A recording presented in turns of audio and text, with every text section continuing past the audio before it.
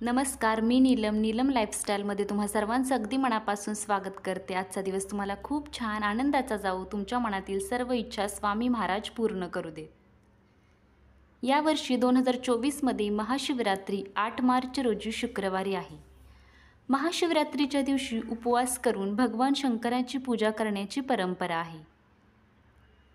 भगवान शिवाला प्रसन्न करण्यासाठी आणि उपवास ठेवण्यासाठी अनेक महत्त्वाचे नियम आहेत, ज्यांचे पालन करणे आवश्यक आहे।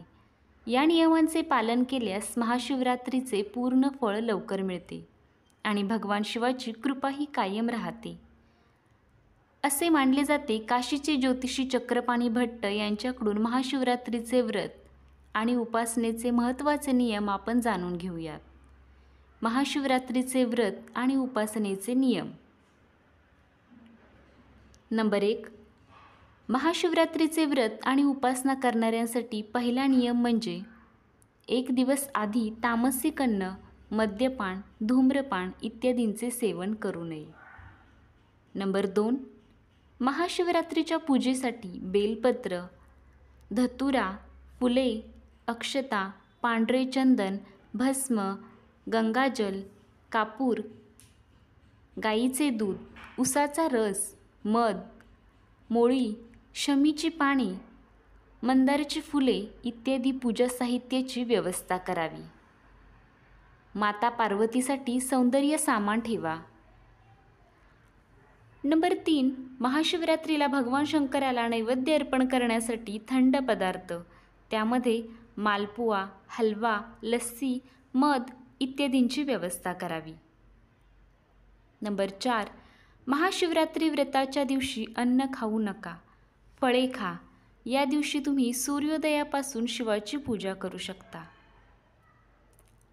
नंबर 5, महाशिवरात्री व्रताच्या संपूर्ण दिवसात झोपणे टाळावे, उपवासात झोपण्यास मनाई आहे।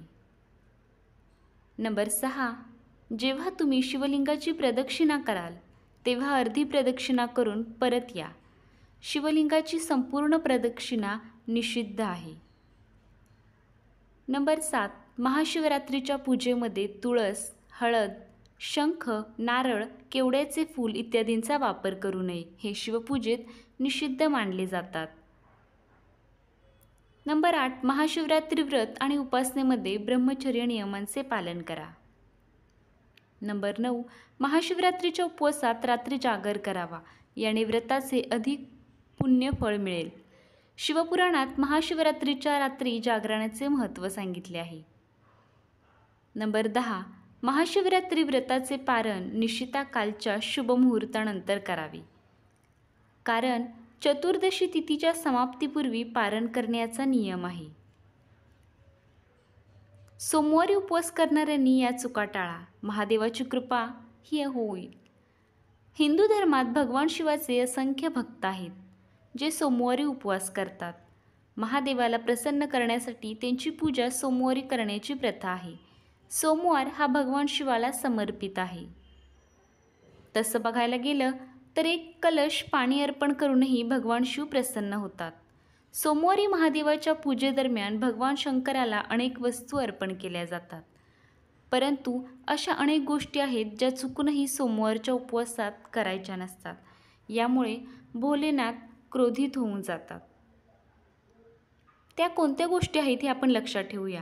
भोपाळचे ज्योतिषी आणि वास्तू सल्लागार पंडित हितेंद्र कुमार शर्मा या विषयावर अधिक माहिती देत आहेत। सोमवारचं व्रत हे धार्मिक श्रद्धेनुसार सोमवारी सकाळी लवकर उठून अंघोळ करून स्वच्छ कपडे परिधान करावेत। शिवलिंगाचा जलाभिषेक करून आपल्या घरी किंवा जवळच्या शिवमंदिरामध्ये करावा।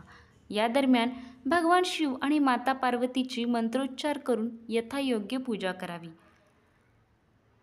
सोमवारच्या उपवासात एकाच वेळी अन्न घेणे योग्य मानले जाते, पण काही वेळाने तुम्ही फळही घेऊ शकता।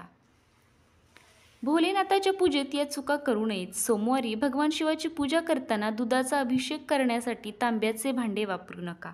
तांब्याच्या भांड्यात दूध टाकल्याने दुधाचा बाधित होतं, ज्यामुळे त्या भांड्यातून दूध देवाला अर्पण करण्यास योग्य राहत नाही। भगवान शंकरांची पूजा करताना पंचामृताने स्नान करून शिवमृतावर जल अर्पण करावे। शेवटी शिवलिंगावर जल अर्पण केल्यावरच तुम्ही केलेला जलाभिषेक पूर्ण मानला जाईल। भगवान शंकरांची पूजा करताना त्यांना रोळी किंवा कुंकवांचा टिळा लावू नये. भोलेनाथांना टिळा लावण्यासाठी चंदनाचा वापर करणेच उत्तम मानले जाते. पूजेनंतर कधीही शिवलिंगांची पूर्ण प्रदक्षिणा करू नये. जिथे दूध वाहते तिथे थांबा आणि परत या. ज्या लोकांनी भगवान शंकरांचा आशीर्वाद मिळवण्यासाठी सोमवारचा उपवास केला आहे त्यांनी या सर्व गोष्टी लक्षात ठेवाव्यात.